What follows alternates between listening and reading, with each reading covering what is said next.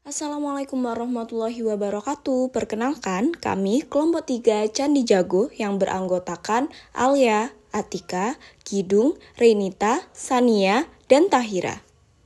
Di sini kami akan mempresentasikan hasil observasi kami di Candi Jago.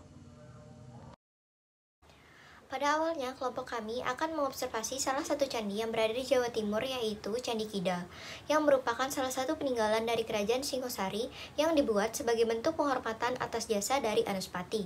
Namun, kelompok kami kurang puas atas relief yang berada di Candi Kidal tersebut, karena hanya terdapat satu relief di sana, yaitu relief Garudia. Selanjutnya, pada observasi kedua, kami mengobservasi relief-relief yang berada di Candi Jago. Menurut kitab Negara Kertagama, Candi Jago berasal dari kata Jajagu yang berarti keagungan, yang merupakan salah satu penyebutan dari tempat-tempat yang sangat suci. Candi Jago ini didirikan pada abad ke-13 pada masa Kerajaan Singosari, yaitu sebagai bentuk penghormatan dari Raja keempat dari Kerajaan Singosari, yaitu Wisnuwardana. Candi Jago ini didirikan pada tahun 1268 sampai dengan 1280 Masehi. Meskipun Candi Jago ini atas kekuasaan dari Kerajaan Singosari, namun selama tahun 1359, Raja Hayam Wuruk dari Kerajaan Majapahit sering mengunjungi Candi Jago ini. Kerajaan Singosari ini menganut agama Siwa Buddha, yaitu perpaduan antara Hindu dan Buddha. Maka tidak heran di antara relief-relief di Candi Jago ini terdapat unsur dari Hindu dan Buddha. Candi yang terletak di Dusun Jago, Kecamatan Tumpang, Desa Tumpang, Malang ini berbentuk segi empat dengan luas 23 meter dikali 14 meter dengan tinggi 15 meter yang terbuat dari bebatuan andesit. Candi ini ditemukan oleh negara Belanda pada tahun 1834 Masehi. Baik, selanjutnya sejarah Candi Jago. Nama Candi Jago berasal dari kata Jajagu yang artinya keagungan. Candi Jago dibangun pada masa Kerajaan Singasari sebagai penghormatan pada Raja Srijaya Wisnuwardana. Raja Srijaya Wisnuwardana ini menganut agama Siwa Buddha yang merupakan perpaduan dari ajaran Hindu dan Buddha.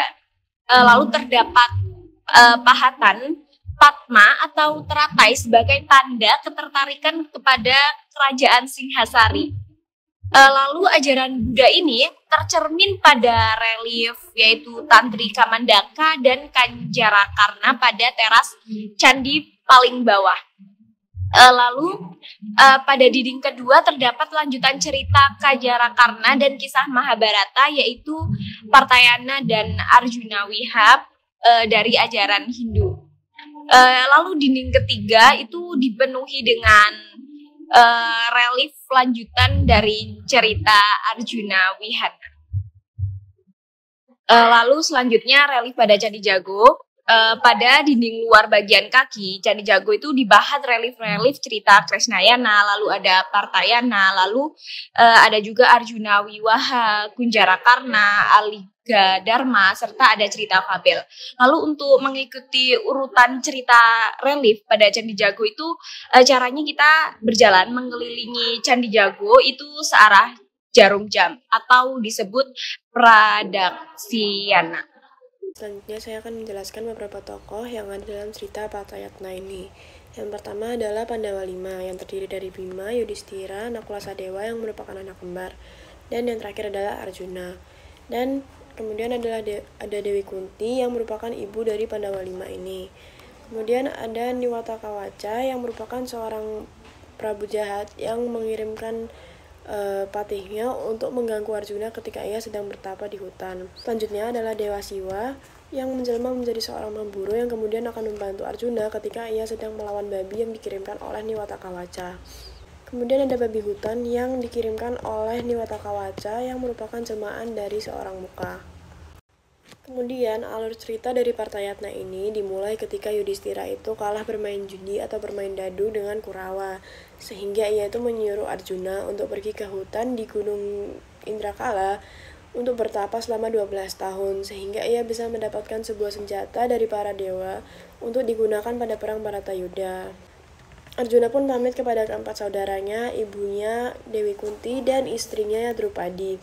Dan ia berangkat ke hutan untuk memulai pertapaannya. Dan di hutan itu ia diberikan banyak sekali godaan oleh para dewa berupa 7 bidadari, namun tetap saja tidak berhasil.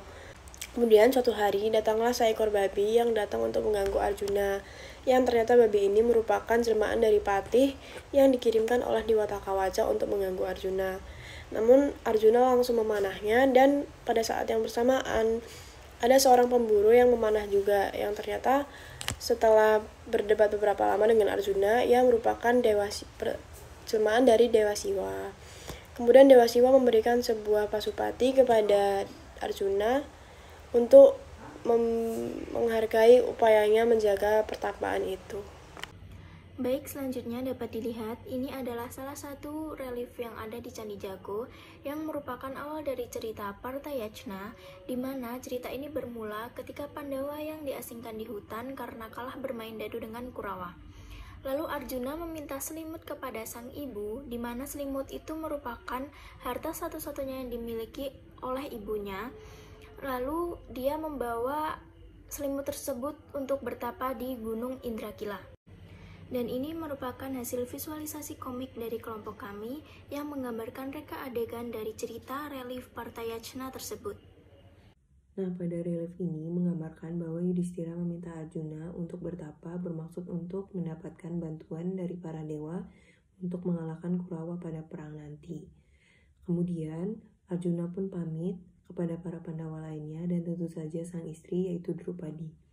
Kemudian pada slide selanjutnya terlihat bahwa ini merupakan ilustrasi dari kelompok kami, di mana pada panel 1 terlihat ada Arjuna, kemudian pada panel 2 terlihat para Pandawa lainnya dan tentu saja sang istri yaitu Drupadi.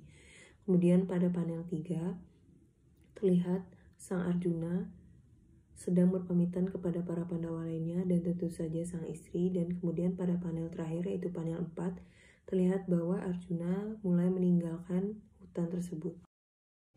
Selanjutnya ini relief ketiga yang kami analisis. Relief ini menggambarkan cerita dari lanjutan pertapaannya Arjuna, di mana ada seorang raja raksasa bernama Nitawa Kawaca yang menyuruh patihnya berubah wujud menjadi seekor babi.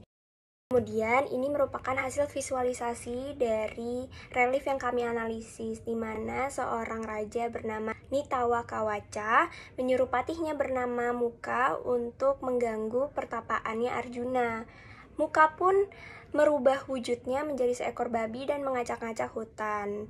Nah, Arjuna pun marah dan Arjuna langsung memanah babi hutan tersebut. Nah, dengan waktu bersamaan ada juga seorang pemburu yang memanah si babi hutan tersebut. Arjuna dengan pemburu itu pun berdebat siapa yang membunuh babi hutan tersebut. Ternyata pemburu tersebut menunjukkan sosok aslinya bahwa pemburu tersebut merupakan jelmaan Dewa Siwa. Nah, kemudian saat Dewa Siwa itu akan pergi, ia pun memberi panah saktinya kepada Arjuna yang diberi nama Pasupati.